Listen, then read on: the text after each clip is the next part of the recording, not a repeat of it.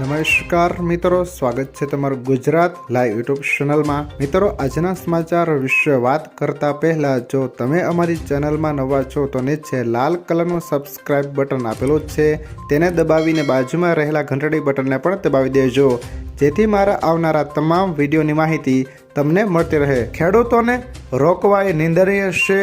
કોંગ્રેસ નેતા રાહુલ ગાંધીએ ખેડૂતોના દિલ્હી ન આવવા પર નારાજગી વ્યક્ત કરી છે। તેમણે કહ્યું કે ખેડૂતો દિલ્હી આવીને સરકાર સમક્ષ તેમની માંગણીઓ રજૂ કરવા અને તેમની પીડા દર્શાવવા માંગે છે, પરંતુ તેમના પર ટીયર ગેસના શેલ છોડવા અને તેમને વિવિધ રીતે રોકવાનો પ્રયાસ નિંદનીય છે। સરકારે તેમની માંગણીઓ અને સમસ્યાઓને ગંભીરતાથી સાંભળવી જોઈએ। ત્યારબાદના મહત્વના સમાચાર વિશે વાત કરીએ તો હવે કોઈ પણ કારણ વગર ચેઇન પુલિંગ કરવું પડે છે મોંઘું। હવે જો તમે કોઈ કારણ વગર ટ્રેનની ચેન ખેંચો છો તો ભારે દંડ ભોગવવા તૈયાર થઈ જાઓ। જો તમે આવું કરશો તો 500 રૂપિયા દંડ ઉપરાંત તમારે અટકાયત ચાર્જ પણ ચૂકવવો પડે છે। તમારે પ્રતિ મિનિટ 8000 રૂપિયા ડિટેન્શન ચાર્જ ચૂકવવો પડે છે। આ સિવાય 500 રૂપિયા દંડ તરીકે ચૂકવવા પડે છે। આ રીતે જો ટ્રેન 8 મિનિટ રોકાય છે તો તમારે 40000 રૂપિયાના ડિટેન્શન કાર્ડ 500 રૂપિયા ચૂકવવા પડે છે। ત્યારબાદના મહત્વના સમાચાર વિશે વાત કરીએ તો પીએમ કિસાન યોજનાનો 2019મો હપ્તો દેશના ખેડૂતો માટે સારા સમાચાર સામે આવ્યા છે। પ્રધાનમંત્રી કિસાન સન્માન નિધિના હપ્તાને લઈને અપડેટ સામે આવ્યું છે। સરકારે ચાલુ નાણાકીય વર્ષમાં 2 હપ્તા આપ્યા છે। હવે આ કારોબારી વર્ષનો છેલ્લો હપ્તો આવવાનો છે। 5 ઓક્ટોબર 2024ના રોજ ખેડૂતોના ખાતામાં 18મો હપ્તો આવ્યો હતો।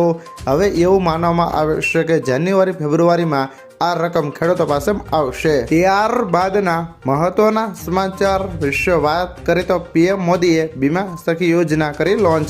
નરેન્દ્ર મોદીએ હરિયાણા પાનીપતથી વીમા સખી યોજનાની શરૂઆત કરી।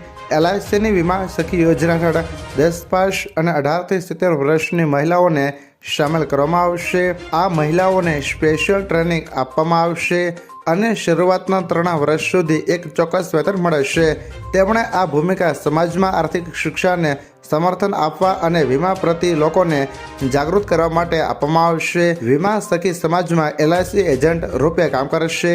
એટલું જ નહીં, ગ્રેજ્યુએશન કરેલી વીમા સખીઓને ભવિષ્યમાં LIC સાથે ડેવલપમેન્ટ ઓફિસરના રૂપે કામ કરવાનો મોકો પણ આપવામાં આવશે।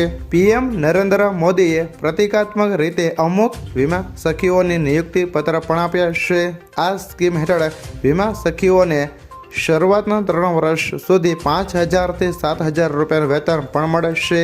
આ બાદ આ વીમા સખીઓના રૂપે કામ કરશે અને તેમણે દરેક પોલિસી પર કમિશન આપવામાં આવશે।